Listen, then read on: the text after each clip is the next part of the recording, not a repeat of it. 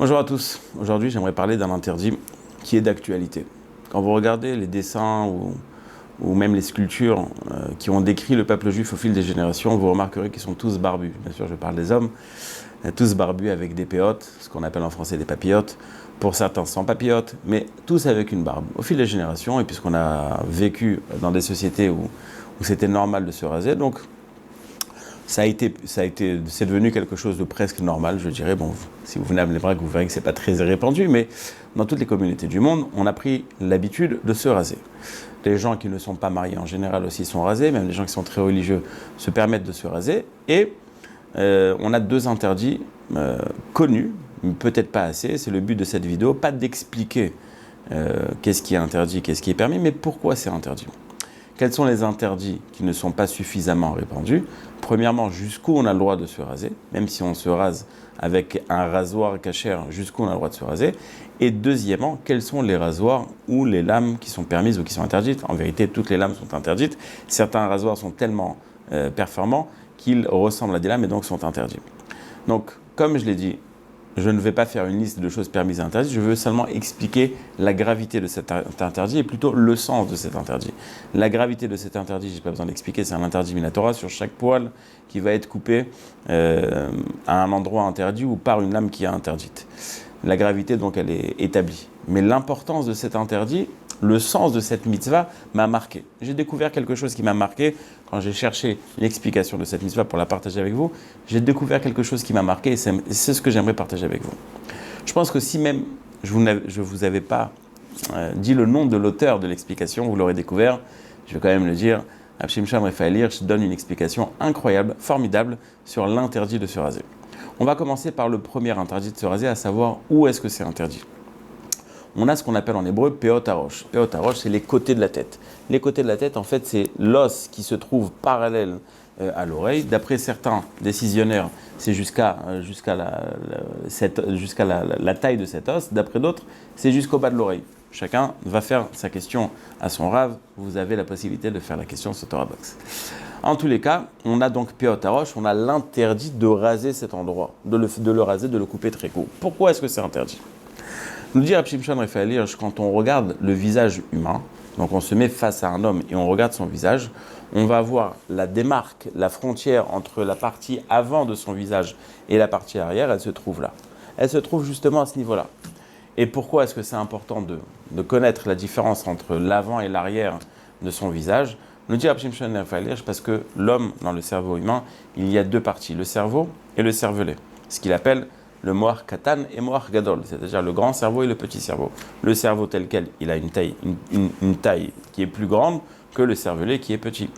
Le cervelet se trouve juste tout en haut de la colonne vertébrale.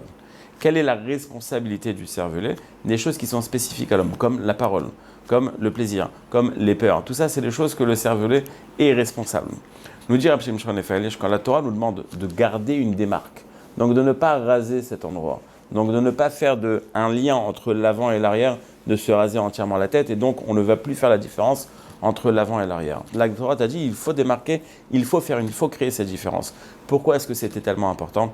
Parce qu'elle vient te rappeler que tu es un homme, que tu n'es pas un animal. Sache que tu dois faire la différence entre ton cerveau et ton cervelet. Sache que tu dois faire la différence entre tes activités moteurs et ce que le cervelet peut créer. C'est-à-dire qu'un homme n'est pas seulement un animal qui vit sur deux pieds et qui peut vivre comme tel, se laisser aller ses envies, etc., etc., il a quelque chose de plus. Comment est-ce que tous les matins, quand tu vas te regarder dans le miroir, si c'est permis aujourd'hui, mais comment est-ce que tu vas tous les matins te rappeler que tu es différent, que tu n'es pas un animal? Tu vas faire la frontière entre la partie arrière de ton cerveau, le cervelet, et la partie avant. Ça va te rappeler que tu es un homme, que tu n'es pas un animal, que tu as quelque chose de plus. Donc tous les matins, n'importe quand dans la journée, on va se rappeler de notre qualité humaine. On est au-dessus de l'animal, justement parce qu'on a quelque chose de plus, comme la parole, comme le plaisir ou comme d'autres choses.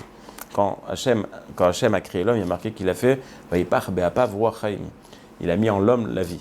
Et là-bas, le Targum nous dit c'est « ruach memalala ». C'est quoi la différence? C'est quoi? Qu'est-ce qui est défini par qu'est-ce que c'est un homme? Ruach memalala, quelque chose qui parle. La parole, c'est ça qui définit l'humain. Le fait de créer des liens, le fait de pouvoir parler, c'est ça qui définit un homme. Quand on te dit de ne pas raser cette partie-là, c'est pour que tu fasses la différence entre ta partie arrière de ton cerveau et ta partie avant. Ta partie arrière est celle qui te définit comme un homme. Ne les mélange pas, ne te conduis pas comme un animal. Ça, c'est la première partie de l'interdit. La deuxième partie de l'interdit, c'est ce qu'on appelle Peot Hazakan, pardon. Donc toute la partie de la barbe. Nous dit Rabbi Shimshon Efalish, je nous fais remarquer quelque chose d'incroyable. Il nous dit que dans le visage, les parties qui sont en haut, les parties supérieures du visage, sont des choses tous les sens qui sont utilisés comme la vue, comme l'odorat, ce sont des choses qui ne sont pas megushamim, qui ne sont pas définis, ne sont pas physiques. C'est quelque chose qu'on voit. Donc l'œil, quand il voit, il n'est pas en train de faire rentrer quelque chose de physique à l'intérieur. L'odeur, c'est pas quelque chose qu'on voit à l'œil nu. Donc ça n'est pas des choses physiques. Mais la partie inférieure, elle est bien plus sensuelle, elle est bien plus physique. Ce que tu fais rentrer dans ta bouche, dans ta langue, le muscle de la langue, les papilles gustatives, etc., ce sont des choses qui sont physiques.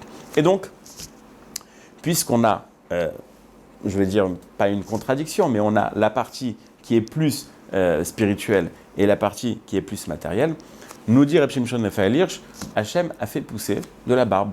Pourquoi est-ce qu'il a fait pousser de la barbe? Justement pour cacher ces parties qui sont sensuelles, qui sont matérielles, pour justement les oublier un petit peu, les mettre de côté. Rappeler à l'homme qu'il faut les mettre de côté.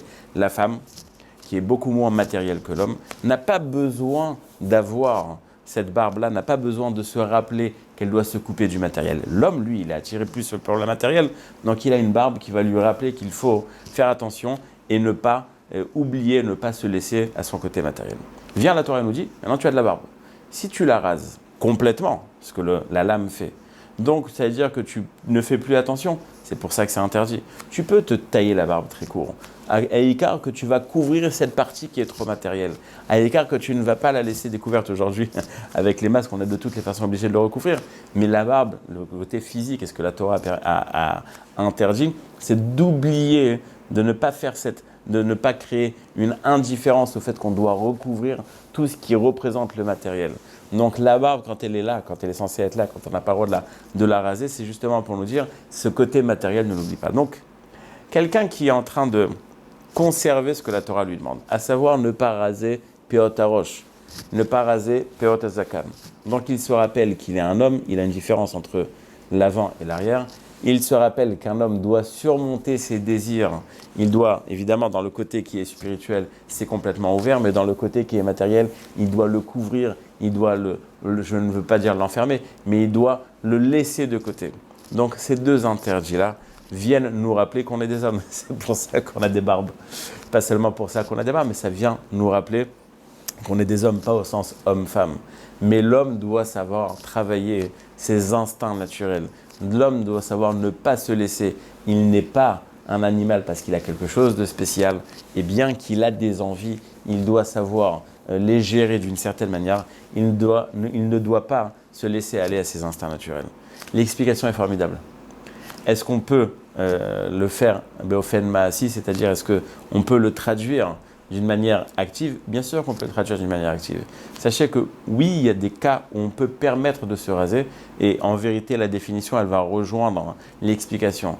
Les rasoirs qui sont peut-être de moins bonne qualité, où c'est pas complètement lisse, on va voir encore qu'il y a des poils, on ne va pas faire la différence entre ton visage et un visage féminin, on va voir la différence entre ton visage et un visage féminin. Donc il y aura un rappel permanent qui va dire à l'homme, tu sais, tu as quelque chose de matériel, tu dois le cacher. Donc c'est oui, il y a des cas où c'est permis de se raser, mais faites attention. Celui qui ne fait pas attention à la marque de son rasoir ou à la lame qu'il va prendre, la lame, c'est dans tous les cas, c'est interdit. Sur chaque poil qu'il va s'arracher, de cette manière-là, sur chaque poil qu'il va raser, il va transgresser un interdit. C'est tellement dommage, quand on a si bien expliqué cet interdit, de le transgresser. Be'ezrat Hashem, des bonnes nouvelles chez tous. Amen, ve amen. La ligne d'écoute Torah Box, c'est une équipe de thérapeutes et coachs bénévoles à votre disposition chaque jour pour vous écouter et vous aider à surmonter votre difficulté. Problèmes de couple, solitude, dépression, violence, harcèlement. Vous n'êtes plus seul, nous sommes là. La ligne d'écoute Torah Box, un service unique, gratuit pour vous. Depuis la France au 01 80 20 5000 et en Israël au 02 37 41 515.